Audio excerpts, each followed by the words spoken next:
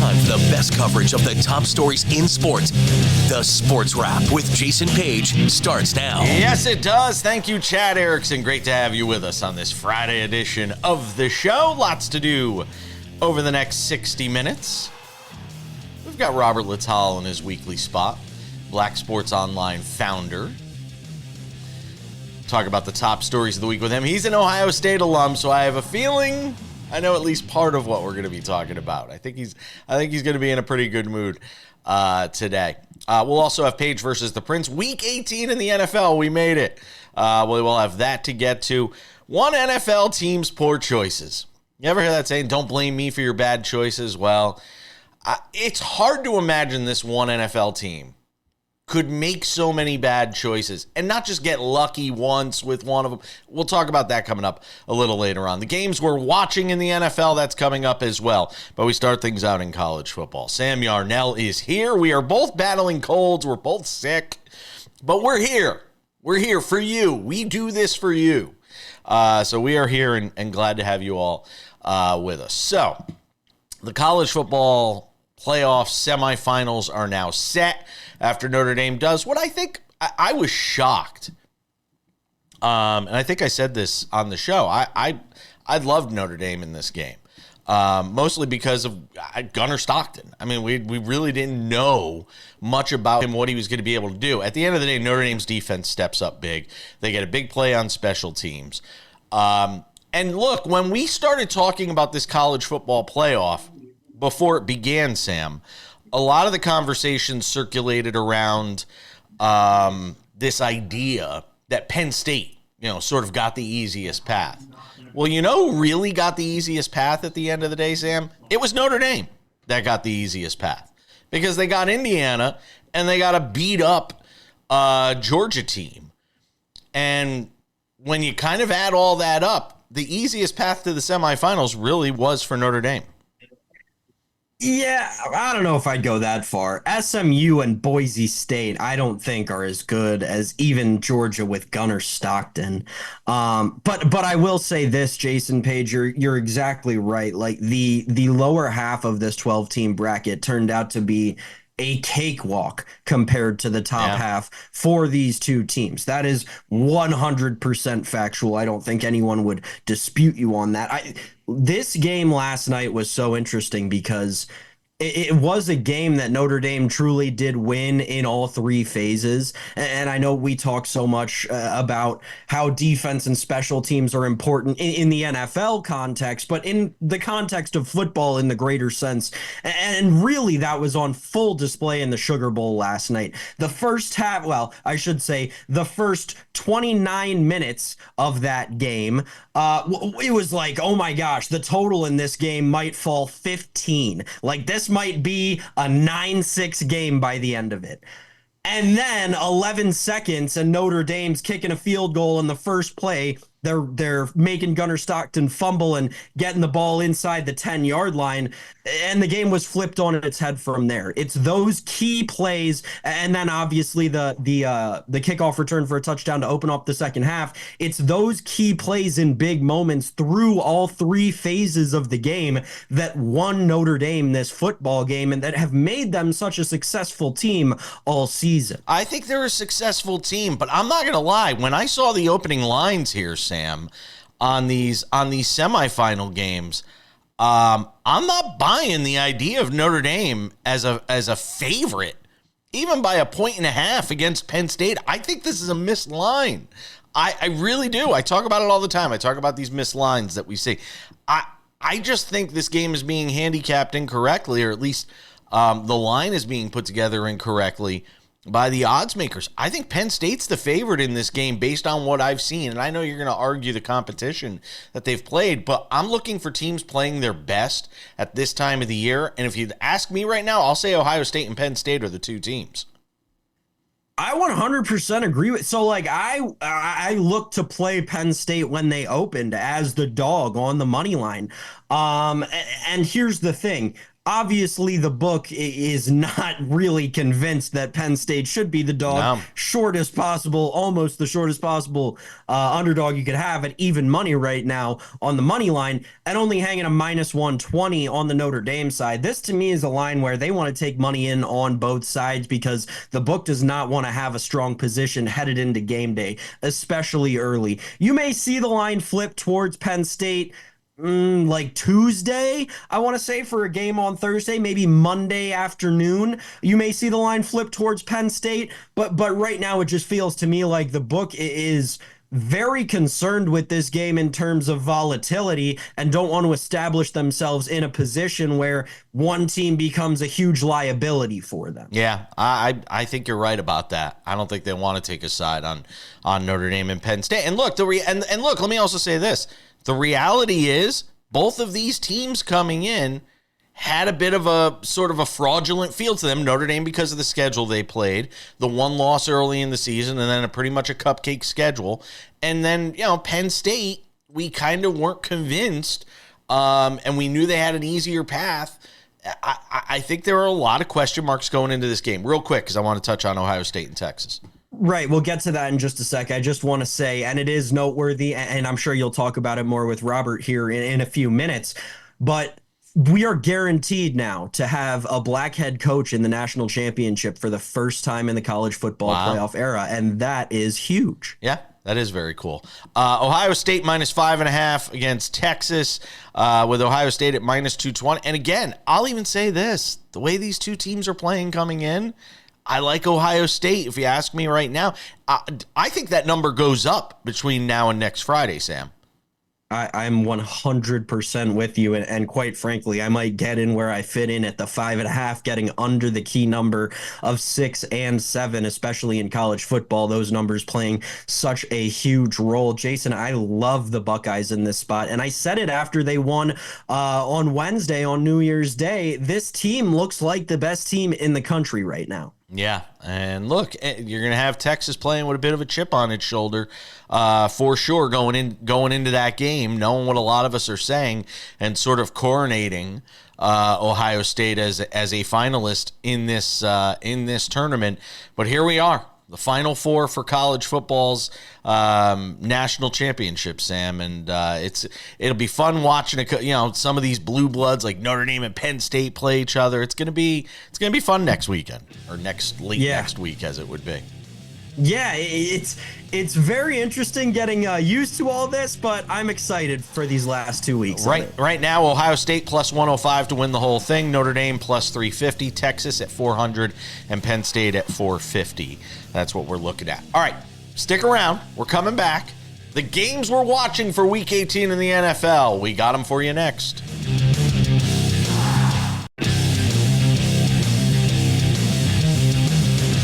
Coming up in 10 minutes, it's a Friday, and that means Robert Littal is here, Black Sports Online founder. Go and check them out. BSL. Always great content there. As there is great content here each and every day. So we got him coming up. We've still got something to consider on one team's bad quarterback choices over the years.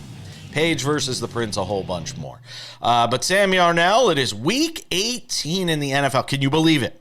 We have made it. After all the strife and struggle, it is the final week of the NFL season. And even in the final week, where there are so many teams playing for absolutely nothing, there is plenty to sink your teeth into, plenty to lay your eyes on, and that's why we're here. Sam will give you 2 games. I'll give you 2 games. What we are watching in Week 18, Sam Yarnell, what do you got for me? All right, Jason Page. Well, the first game that I'm going to be locked into this weekend, and I will say Week 18, right? I've been saying all season it's a week-to-week league. Not anymore. It's just this week for some teams in the NFL. One of those teams is the Dallas Cowboys. I'll be locked in on their matchup against the Washington Commanders this weekend. Why? because the Commanders need to stay hot rolling into the playoffs. This is a team with a young quarterback that is new to the success that they've found. They need momentum, and this is a perfect spot to get it on the road in Jerry World. A great spot to get a great win and head into the playoffs strong. I'm going to be locked into the Commanders this weekend because I think if they perform well, they're going to have a shot in the playoffs, and I think if they come out and kind of don't give it their best, it might be time to write off Washington. All right, the other game that I'll be locked into this weekend, Jason Page, the Bears and the Packers. Why? Well, for the same reasons as the other game that I was locked into. It's seeding in the NFC. This game has huge implications on Washington's seed. Should Washington lose to Dallas, they would need Green Bay to lose to maintain their current seed. All of that said, Caleb Williams needs to end the year on a high note. This Bears team needs to finish the season with some sort of promise. I don't know if that just means covering the double-digit spread or winning the game outright or just remaining competitive in it for a half. It's got to be one of those three things. This Bears team needs something to hang their hat on headed into next season. I think we can all safely assume that Thomas Brown, his tenure as interim will not be extended to the full-time head coach of this organization. So they'll open that head coaching search, and Ben Johnson is going to be at the very top of their list. Listen, they need to put out something this weekend to impress Ben Johnson and make him want to come there. So I'll be locked in to Commanders, Cowboys, and Bears, Packers. Throw the bag at him. Absolutely throw the bag at him. By the way, on the coaching front, Mike Vrabel being discussed as a potential head coach of the Jets. I saw that news. And we didn't touch on this yesterday. And look, I get it. It's 6 of one, half dozen of the other. And I know it's the Pro Bowl and it's the Pro Bowl games and all that stuff. But Baker Mayfield feels a little snubby to me. Feels a little... If there was a year Baker Mayfield deserved to be on the Pro Bowl, this was it. Jaden Daniels can have plenty of opportunities to make Pro Bowls. And I'm not saying he might not have been deserving, but if it's a toss-up in that spot, to me it feels like Baker Mayfield should have gotten the nod over Jaden Daniels. Just my 2 cents for what that is worth. I will give you the two games that I am watching coming up this weekend after I tell you about my friends from Credit Associates. What a game last night between Notre Dame and Georgia. I mean, you couldn't ask for much more when you're talking about what Notre Dame was able to do on special teams, the kickoff return for the touchdown, and now you got Notre Dame in the semifinals, which is always a good thing for college football. Dominant from start to finish. And you know what? Just like Notre Dame dominating in that game, if your credit card debt has been dominating you when it comes to financial freedom, it's time to break through. Credit Associates can help you slam down your debt for up to half of what you owe. It's the kind of move you want to see in your financial game. Don't wait another quarter. Call 1-800-747-5362 today. See how much you can save. Credit Associates, when it's time to make a play like Notre Dame, they've got your back. To see if you qualify for debt relief, call 1-800-747-5362 or visit creditassociates.com or just click on the QR code right there and get more information. All right, Sam Yarnell, my two games. What am I watching this weekend? One is morbid curiosity, and the other carries a lot of implications. From the morbid curiosity standpoint, I'll go with Browns-Ravens. This line is 19.5 as we sit here on Friday morning, East Coast time. Who knows? Could we get to... Do I have 20? I feel like an auctioneer. Can I get 10? Can I get 15? No, 17.5. Can I get 18? 18.5. 19, 20, 19.5 right now, Sam, for Cleveland and Baltimore. With Bailey Zappi at quarterback for the Cleveland Browns this weekend. Yes, that Bailey Zappi is going to get the start this weekend for the Browns. And look, what does it matter for the Ravens? I mean, come on. Maybe Lamar Jackson enhancing his MVP resume. You know, does he try to run it up with a huge number to try to make one last bid with any undecideds that might be out there when it comes to the MVP? Although I don't know how going into it. It's like politics. Oh, I can hear my distributor now yelling, "Don't talk about politics." it's like politics. If it's election day, which is basically where we're at with the MVP vote, it closes basically after the regular season ends. If you don't know who your MVP is right now, you really never knew. And you probably shouldn't be one of the 50 people voting on it. You should know by now. And I think it's the same thing when it comes to the MVP in the NFL. You know, when people talk about it in politics, who are you voting for president? If you don't know on election day, come on. So if it's Josh Allen or Lamar Jackson, maybe this is Lamar Jackson's opportunity to try and run it up and see if he can get some last-second votes there. Because obviously Saquon Barkley is out of the mix, not playing this weekend. My other game, I mean, it's easy, Chiefs and Broncos. And I got to tell you, with a little foreshadowing here, for Page versus the Prince, Chiefs getting a lot of points. They're not going to want a loss on their ledger. I don't care who's playing. If it's Carson Wentz, if it's Johnny Carson, it doesn't matter. The Kansas City Chiefs are not going in here to roll over and die against the Denver Broncos. I know there is some sentiment that they would rather the Broncos make the postseason than the Bengals. And the seas have parted a little bit for the Bengals here with the quarterback injuries for the Dolphins. Opportunity still for Cincinnati in the final week of the season, which obviously is one of the games to watch as well. But keep an eye on that Kansas City-Denver game. I think it's going to be fun. We're coming back with Robert Littal next.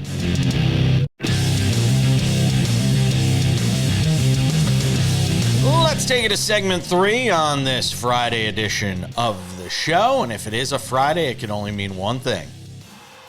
That handsome man, Robert Littal, is here. Talk about good to see you, my friend. Always good to see you, my friend. Talk about the top stories of the week. All right, Robert. I got 4 stories, maybe 5 that we'll try to sneak into these 2 segments today. I've got to start. Let's get it out of the way. Let's give your team its due. Ohio State. I tell you, they have been very impressive, and there's no getting around it right now. They are the favorite to win the entire thing when you talk about the college football playoff right now, and rightly so with the way they've played in these first 2 games, quarterfinal, the opening round, and then the quarterfinals. Robert, you even had to be a little surprised that they did what they did against Oregon, considering what happened the first time they played. No, absolutely. I thought it was going to be a close game. I know they were a small favorites, but I don't think anybody expected them to come out the gate and just, blast them 34 to nothing. But it shows you now that college football is finally caught up to literally every other league, sports league in the world. I mean, this is how it's supposed to work. It's regular season. And then it's what happens in the postseason that matters, meaning that if you could be 10-2, you could have lost to your rival. But if you get hot at the right time, that's really all that matters. Yeah, it is very true. When you sort of look at them in Texas, I mean, we've seen this matchup before. And look, I mean, earlier in the season, Oregon beat Ohio State. Any reason? Is there anything that gives you pause about this Steve Sarkisian-led Texas team? Well, they keep figuring out ways to win. You could never. That's the beauty of a playoff is that each game has its own kind of story, and the fact that Ohio State has a chip on its shoulder because of what happened to Michigan. Well, Texas, first year in the SEC.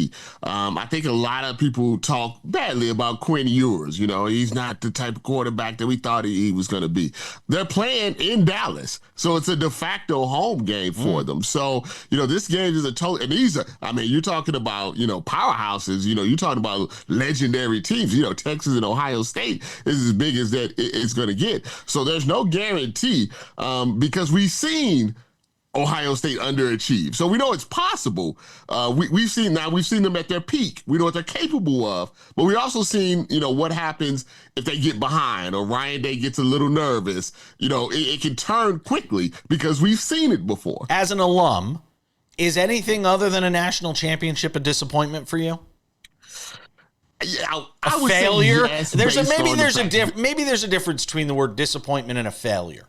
Is it a disappointment or a failure? I think what's happened is these 2 wins have I think eased the fact that, hey, Ryan Guy is the guy for Ohio State. He's a good guy. We don't have to worry about any drama like we had with Urban Meyer. I think a national championship would silence a lot of things for probably a number, of years. But I think just these 2 wins have shown people that, under the right circumstances, Ohio State can beat any team in the country, and Ryan Day is one of the better coaches in the country. And maybe we exaggerated. Maybe we overreacted a little bit to the fact that he's having some struggles with Michigan. And the only reason we have that opportunity is because we now have a 12-team playoff. And by the way, Michigan beat Ohio State and then beat Alabama their final 2 games of the season with no quarterback, which is remarkable when you think about it.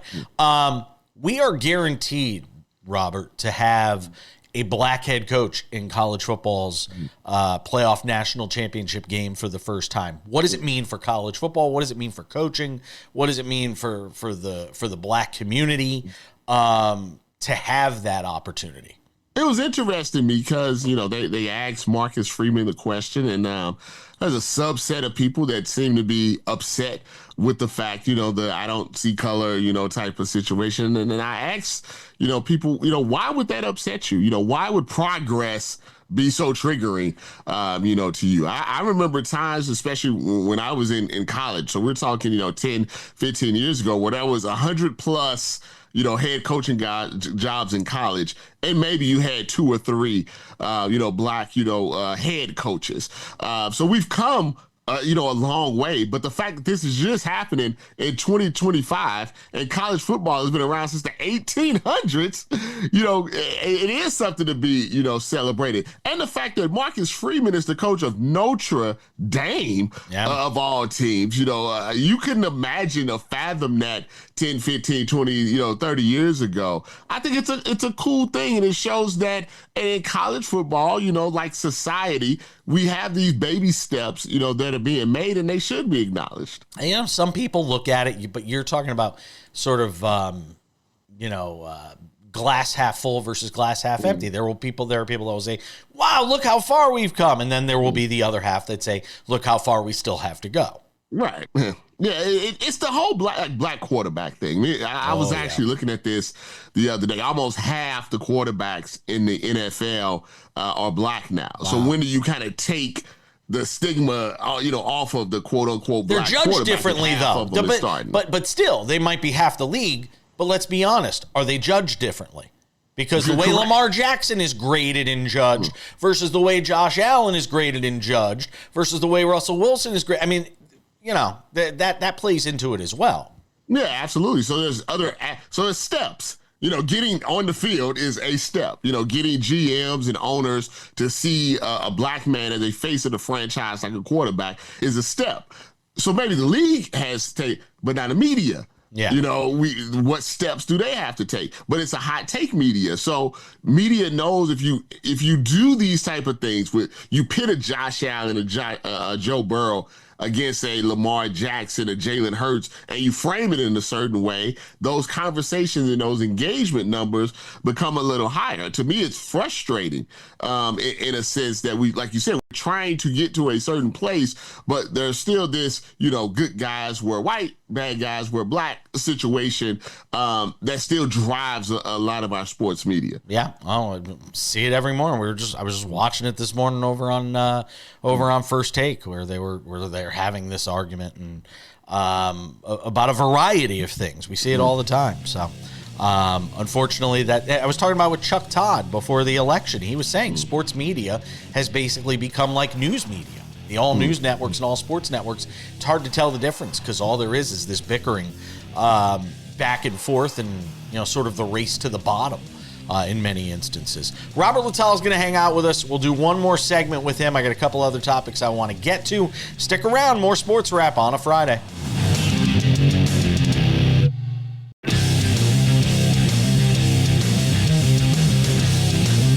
Welcome back to this Friday edition of the show. 10 minutes from now, something to consider. Don't blame us for your bad quarterback choices. Get to that. 25 years of bad choices. You'll have to see what we're talking about here in a few minutes. I bet you Robert Littal knows what I'm talking about. Black Sports Online founder hanging out with us on the show, as he does each and every Friday to talk about the top stories in sports. All right, Robert, I want to know what you think about Jimmy Butler, because he is all bent out of shape. He wants out of Miami. He's wanted out of Miami for some time. There's clearly a deterioration in the relationship between him and Pat Riley, but I'm still trying to understand, other than ring chasing, what all of this is about for Jimmy Butler. Last night, post-game press conference, he talked about losing his love for the game. Dude, I got 49 million reasons why you should love the game. It feels like one of these moments. It feels like one of these moments where it's an athlete that's just out of touch with reality. I could be wrong. Maybe I'm viewing it through a different lens than you are. I want to know what you think. Well, first they need to apologize to Shams, because his agent went out there and basically tried to end Shams' career about an accurate report. I don't like when people do that to media people. Secondly, it's soft. The quote Kobe Bryant is soft. Here's my thing. If you don't have the love for the game, then, sit out and give the money back. Because, we're still paying you, to give the effort. And I'm not one of those type of guys that try to count pockets and say, oh, they make millions of dollars. That goes for the Amazon worker too. If I'm paying you $20, $25 an hour, I expect you to show up, do your work for 8 hours at the best capacity that you can do. And if you don't feel like doing it, then don't do it. Quit. Go home. So to me, that should work for athletes as well. And furthermore, I'll be perfectly honest with you, Jason. I never thought Jimmy Butler was that great. I'll be honest. He's had these playoff runs and these certain games and these certain series that have kind of elevated him. But throughout the regular season, he's not. There's a reason they're always the 8th seed or the 7th seed. The regular season, he just takes off. He loafs, and he has the ability at times to have a great 4 or 5 game stretch. But that doesn't make you a great player. And so in every team that he's been on, there's been an issue. Now, sometimes it's Jimmy Butler, sometimes it's other players, but he's always the common denominator of that. He's 35 years old, he's injury prone, and he doesn't really look like he cares that much for basketball anymore. Buyer beware for anyone that trades for him. Yeah, I still wonder if anybody's going to. I talked about this with Kurt Heelan on the show. He just doesn't think the market is there because of what you have to give up. It's very difficult to make that trade happen because of everything that's involved in terms of salary cap and the number of players. It's a hard deal to make happen. People see what Paul George looks like right now. And Paul George is a generally nice guy, never really causes any trouble with any organization, plays hard when he's in the thing. Sure. And he's washed. At 34 years old, similar career path as Jimmy Butler. So why would you trade for Jimmy Butler and have to give up assets on top of money for someone that at best may help you get the 8th seed? I want to ask you, hang tight for a second. I want to ask you about Simone Biles winning SI's Athlete of the Year. But first, we got to talk about our friends over at Credit Associates. Who's going to be the MVP in the NBA this year? We got Shai Gilgeous-Alexander right now sort of leading the way as far as odds makers are concerned. Nikola Jokic, Giannis Antetokounmpo, Jason Tatum, obviously all in the conversation. Who's going to wind up the MVP? How about you? Could you be the MVP of your finances? With Credit Associates, you can. They'll help you settle your credit card debt for up to half of what you owe. It's like scoring a game-winning bucket for your wallet. So take the first step towards financial glory. Call 1-800-747-5362 today. Credit Associates, because every MVP needs a winning team. To see if you qualify for debt relief, call 1-800-747-5362 or just call creditassociates.com or just scan the QR code right there and check it out here on SportsWrap. Okay. Simone Biles, Robert Littal. Simone Biles, it was the AP Athlete of the Year. It was Caitlin Clark. SI goes a different route and goes Simone Biles, and I'm thrilled about it because as much as I love Caitlin Clark, I felt like Simone Biles should be the Athlete of the Year. Your thoughts? No, I don't. Simone Biles is a amazing athlete, amazing story. dominant athlete, greatest probably gymnast, of all time. But we've seen it and done it before. It's not new. And to me, when you're talking about the athlete of the year, it's like who caused the most motion, for the year, who had the biggest influence on that year. And to me, that's clearly, was Caitlin Clark. I have no problem with Simone, but you can make Simone Biles that every year that she's in the Olympics. Sure. But for this specific year, for 2024, if you take away all the noise, what Caitlin Clark has done for women's basketball, the only, equals is Magic Johnson, Larry Bird, and Michael Jordan. Maybe LeBron to a certain extent. That is the type of effect she had, on the sport. That's a once in a generation, type of thing to me. So I think she should have won all of the awards. Is this SI, and I only got about 30 seconds here. Mm-hmm. Was this SI just trying to buck the trend? I think, yeah. I think the same reason they put Asia Wilson on there. They just are trying to appease a certain part of the market. I think when you put Caitlin Clark on there, there's going to be some pushback. We've seen that multiple times. I think they're scared, and I think that's one of the problems with the WNBA and some of the marketing parts. They're letting a subset of people that are basically online scare them into decisions that aren't good for the league. It's a loud minority that they're catering to. They always say the negative people are always the loudest. Absolutely. Because happy people are out living their life. Couldn't be more correct, Robert Littal, Black Sports Online founder. We'll see you next week, my friend. Appreciate you. We're coming back.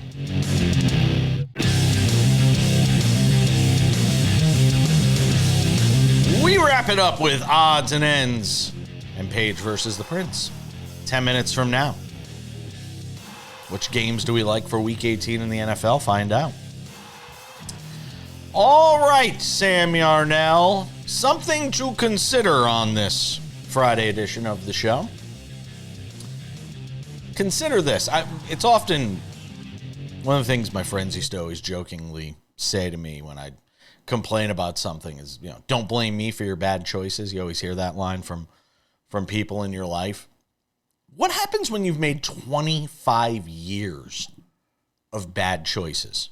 Well, when you make 25 years of bad choices, you are the Cleveland Browns. Ladies and gentlemen, I present to you the team that's made nothing but bad choices at the quarterback position, either in terms of drafting guys, signing guys, letting go of guys, whatever you want to call it. The Cleveland Browns have managed to do it. And it just goes to show you what a bad choice at the most important position in sports can do to an organization. We talk about Cleveland. We've seen it with the Jets. We've seen it with countless teams around the NFL over the years. That if you get it wrong, you can get it right everywhere else. You can get it right almost everywhere else. And if you get it wrong at quarterback, you are, ladies and gentlemen, what scrolls in front of you here, the Cleveland Browns, who have been the laughingstock of the NFL since returning to Cleveland in 1999. They will start Bailey Zappi on Sunday, or Saturday as it would be, I guess, against the Baltimore Ravens. They will start Bailey Zappi. He will be the 40th quarterback, the 4th this season, and the 40th quarterback to start for the Cleveland Browns since 1999. You ready? Tim Couch, Ty Detmer, Doug Peterson, Spurgeon Wynn, Kelly Holcomb, Jeff Garcia, Luke McCown, Trent Dilfer, Charlie Fry, Derek Anderson, Brady Quinn, Ken Dorsey, Bruce Gredkowski. Back to Brady Quinn, by the way. Colt McCoy, Jake Delhomme. I forgot about him. Seneca Wallace, Brandon Whedon, Thad Lewis got a game in there. Jason Campbell, Brian Hoyer, Johnny Manziel, Connor Shaw, Josh McCown. Yes, Connor Shaw. Josh McCown, Austin Davis. Yes, that Austin Davis. Cody Kessler, Robert Griffin III. You know him as RG3. Back to Josh McCown. My friend Josh McCown, who I love, by the way. Deshaun Kaiser. Kevin Hogan. Kevin Hogan got to start. Baker Mayfield, Tyrod Taylor. A lot of Baker Mayfield, late 20 teens into the early 2020s. Case Keenum, Nick Mullins, Jacoby Brissett, Deshaun Watson, Joe Flacco, Dorian Thompson-Robinson, P.J. Walker, Jeff Driscoll, Bailey Zappi. There you go. I just as exhausting as that was, as exhausting as that probably was to listen to, it was as exhausting to read. Now imagine being a Cleveland Browns fan all these years. Yes, Jameis. Yeah. I was trying to do the math there. How many Heisman winners did you just list? That's a good question. I think a lot. Yeah. The two most stable guys throughout the entire time there, by the way, were Baker Mayfield and Tim Couch. I mean, they played the most games, but they played the most games during that tenure. Yeah. Couch played 59 games. Mayfield played 59 games. And the sad part is that people in Cleveland have to be going nuts right now watching Baker Mayfield doing what he's doing. And knowing he was not just there, he was there for a while. And it also goes to show that if you don't have the right people around you and the right head coach and the right environment. What if Patrick Mahomes had landed? What if Patrick Mahomes had landed in Cleveland? You know what I mean? What if he had been drafted by Cleveland? You don't know. What if he was drafted by Chicago instead of Mitch Trubisky? Like these are things that we continue to talk about. I will say though, not to change to a different team, but real quick, the Browns fans probably feel bad about Baker Mayfield.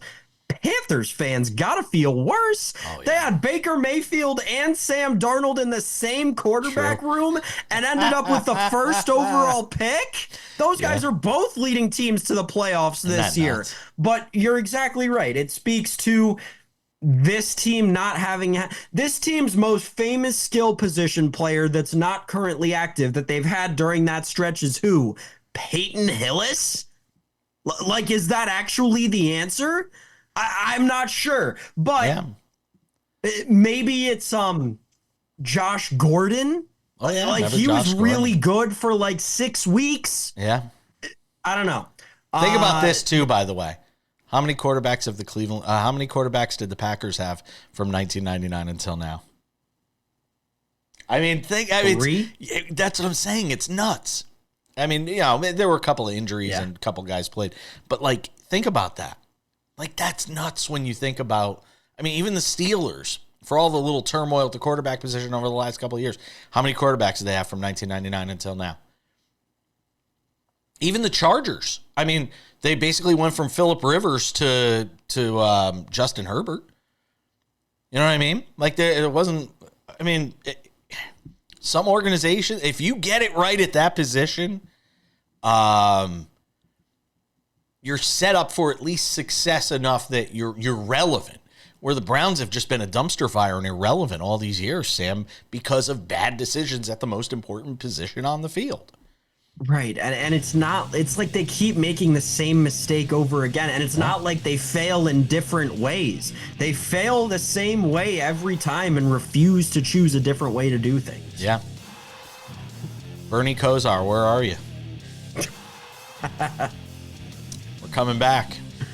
We got Page versus the Prince. Week 18 in the NFL. Look at those quarterbacks. Look at those mugs. We're coming back.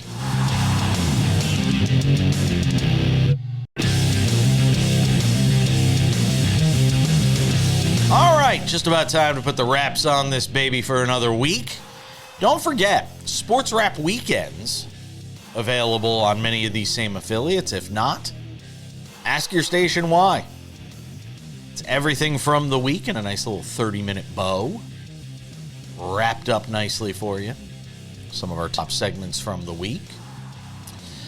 Sports Wrap with Jason Page podcast. Go and subscribe to that. We were just talking about it off the air. Go and subscribe to the podcast. Available Monday through Friday, usually. During the holidays, a little more intermittent because we had some best of programming running, but go and check it out. Sports Wrap with Jason Page podcast. The Substack as well, as we continue to build that out for 2025. Make sure to go and check that out as well. All right.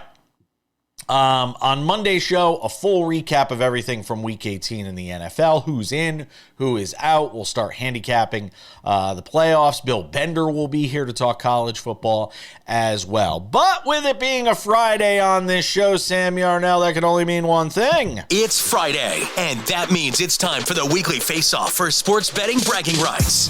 It's Paige versus the Prince on the Sports Wrap. The dulcet tones of Chad Erickson telling you that it is Week 18 in the NFL. We've got one last go-around for regular season NFL picks. We'll start picking the postseason next week. The story of the year really has been 2-2 because it feels like virtually every week has been 2-2. Sam went 3-1 last week, but we've basically gone 2-2 throughout this entire year. Losing on the VIG. What can I tell you? Sam Yarnell, what do you got for Week 18? Yeah, Jason Page. It's nice that I think we're both going to finish above 500, but I think I'm only going to finish above 500 on the season by like 4 games. Yeah. Cool.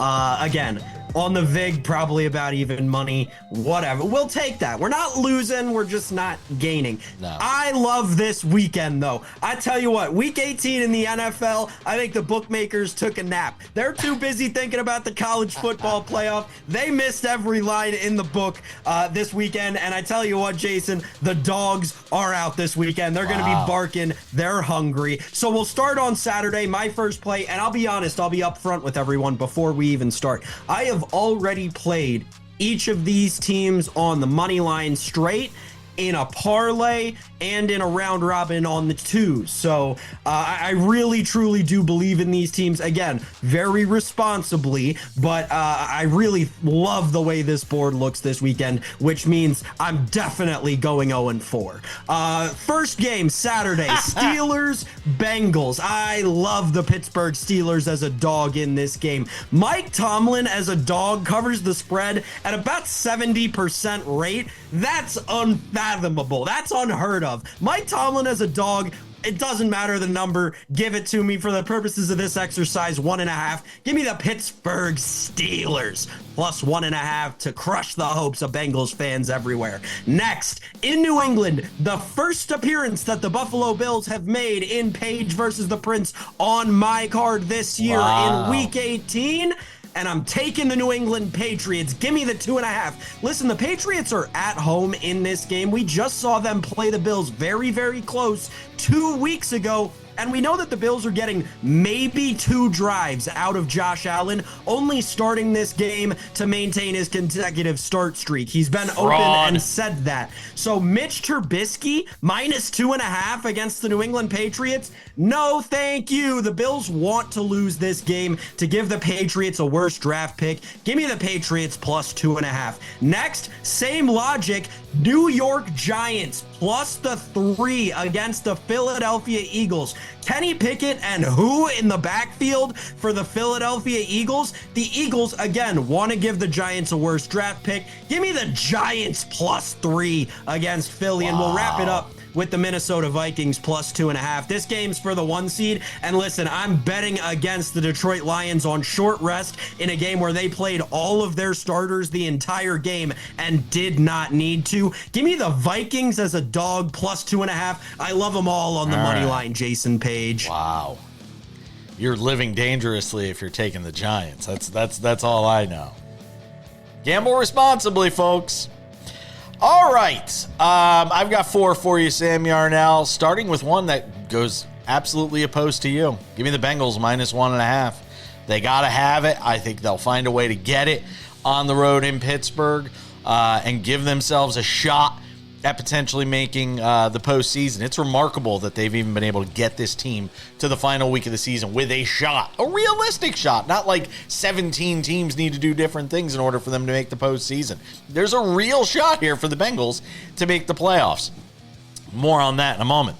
Falcons and Panthers, I like the under in this game. 48.5 feels high for these two teams based on what we've seen throughout the season. I did like what I saw out of Michael Penix in Week 17, especially late in that game.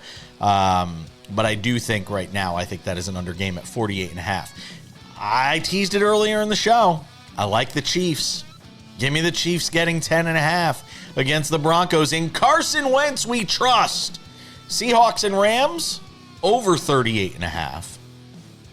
We're rooting for the wedding to succeed. We want the marriage to work. We're not taking unders and rooting for divorce. No.